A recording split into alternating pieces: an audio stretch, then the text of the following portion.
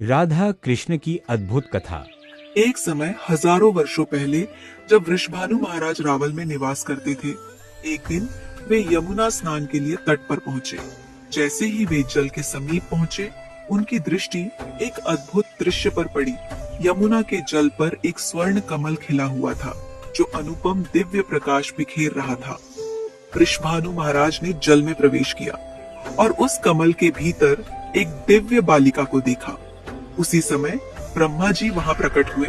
वह बताते हैं, पिछले जन्म में आपने और आपकी पत्नी ने भगवान विष्णु को पुत्री रूप में पाने के लिए कठोर तपस्या की थी। उसके फल स्वरूप आपको यह बालिका प्राप्त हुई है, जो स्वयं देवी लक्ष्मी का स्वरूप है, और आपको इनका पालन पोषण अत्यंत ही स्नेह एवं आदर से करना चाहिए।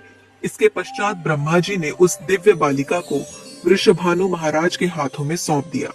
ब्रह्मा जी की आज्ञा लेकर वृषभानु महाराज घर लौटे और बालिका को अत्यंत सुंदर पालने में सुला दिया। किंतु शीघ्र ही उन्होंने और कीर्ति देवी ने देखा कि उनकी पुत्री न तो नेत्र खोल रही है और न ही कोई ध्वनि कर रही है। और इसी बीच श्री नारद मुनि पधारे और उन्होंने आश्वासन दिया कि यह जन्मोत्सव ना रोका जाए, बल्कि और भव्यता से मनाया जाए। जन्मोत्सव के इस शुभ अवसर पर स्वयं बाल श्री कृष्ण भी वहां उपस्थित हुए।